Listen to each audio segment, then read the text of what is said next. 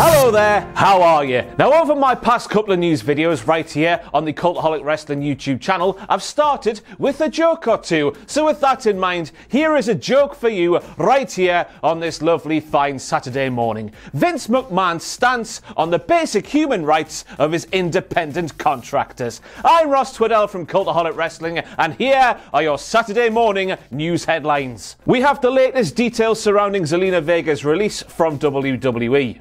A WWE superstar was injured during last night's SmackDown, and The Undertaker reveals why he is not interested in wrestling more cinematic matches for WWE. So as we all saw last night, Zelina Vega, who of course has been very prominent on Twitch in the face of this entire debacle that has been WWE banning their own superstars from the platform, she tweeted out, "I support unionization." 10 short minutes later, WWE shared the news of her release from the company. Now obviously a lot of professional wrestling fans jumped to the wrong conclusion last night by thinking, bloody hell, Vince McMahon has acted first of all very quickly there, and second of all very ruthlessly indeed. But the likes of Sean Rossat were reporting that Zelina herself caught wind of her fate and then tweeted that tweet out. And then WWE shared the news of her release after the meeting had already taken place earlier in the day before last night's SmackDown. PW Insider have actually confirmed that Zelina was not released because of that tweet. PW Insider have also spoken to sources within WWE and are reporting that those sources are wondering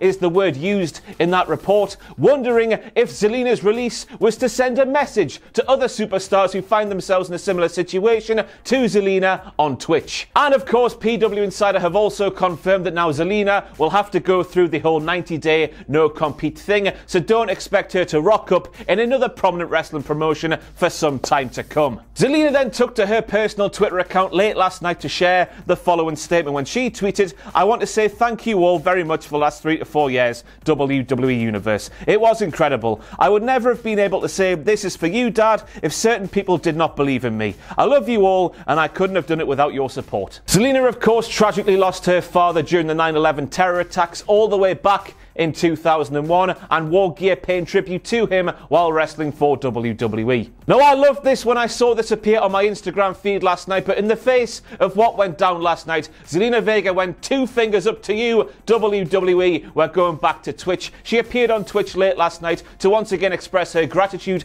towards all the fans and how she was simply heartbroken at what transpired. She then also said the following, "If I go down as someone who stood up for themselves, then so be it. But I'm so thankful and I'm not angry. I'm just heartbroken because doing this, being a wrestler, is all I ever wanted to do." And then on top of all of that, Zelina Vega, who of course was standing up for what's right, and we need to commend Zelina Vega for doing just that, so hopefully it turns out better for other people in a similar situation to her. She was tweeted at by a president for SAG, who are of course America's largest labour union representing working performers, and she tweeted to Zelina Vega saying, "Hey Zelina, thanks for standing strong for labour solidarity. I support you. Please email me." Now, of course, we all know that Seth Rollins is on SmackDown every Friday night speaking about him doing things for the greater good, but it looks like Zelina Vega right now, after that tweet there from a president of SAG no less, it looks like she's doing the greater good for performers in the wrestling industry, and she could be on the brink, I guess, of changing the wrestling industry forever. So at least some good could come of this mess of a situation. And then on top of that, yes, there's more to this utter onion of a news story. The ever-reliable WrestleVotes on the Twitter machine have said that there was growing frustration between Zelina Vega and WWE, and it wasn't just relating to the entire Twitch debacle. According to WrestleVotes, Aleister Black, who of course is the husband of Zelina Vega, he recently requested a move back to NXT, and it was denied, and I quote from WrestleVotes, "dissension amongst the parties involved." Whew.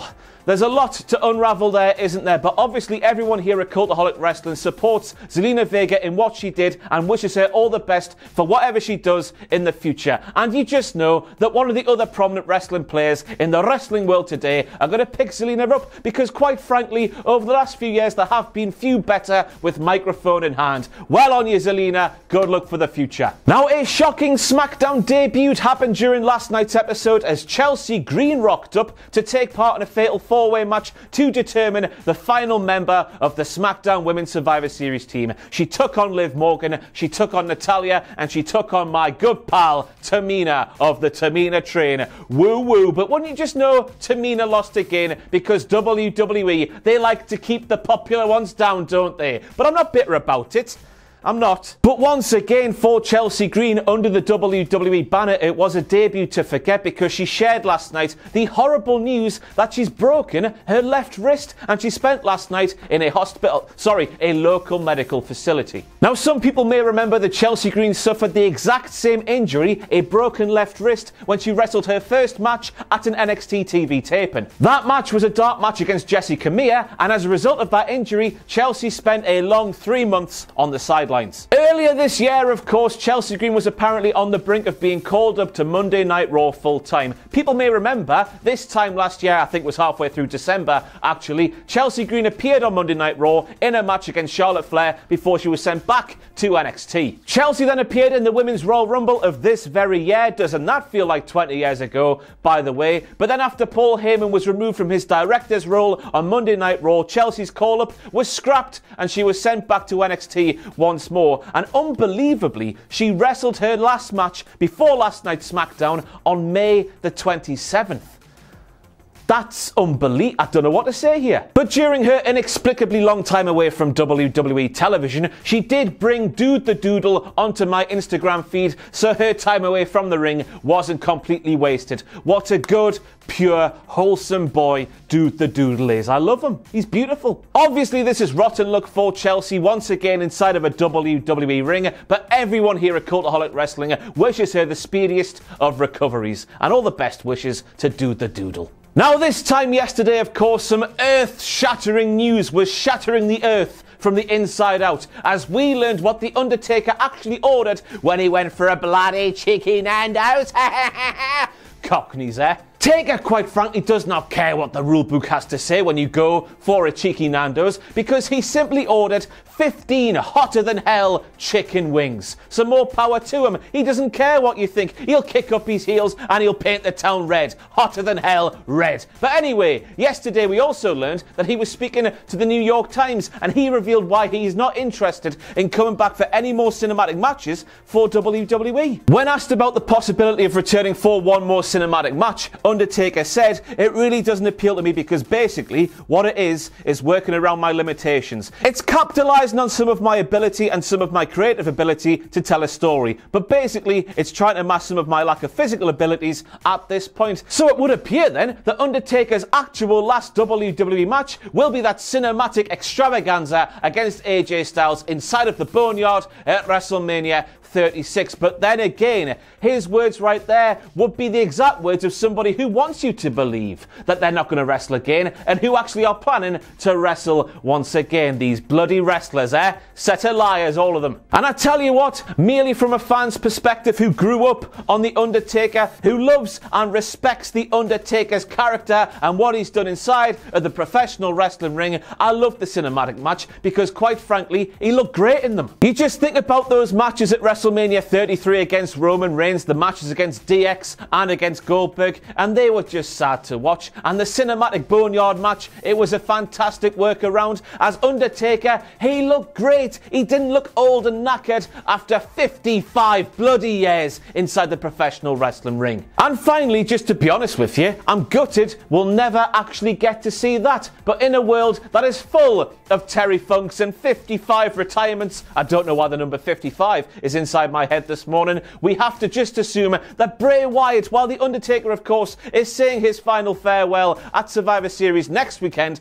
will challenge The Undertaker to whatever the hell that could be. That's what I'm hoping. Cinematic matches work for The Undertaker, but then again, you've got to respect his decision. He's bloody earned the right to say it, hasn't he? And so that's it for your Saturday morning news headlines. I have been Ross Twaddell from Cultaholic Wrestling, who is failing quite miserably at Movember, but stick with us here on Cultaholic Wrestling today. Later on, we've got SmackDown graded with the illustrious Sam Driver, the WTF moments from last night's SmackDown with the prepubescent, judging by that thing there, Ross Twaddell. I'm sure there's more videos going live, but once again, nobody tells me nothing.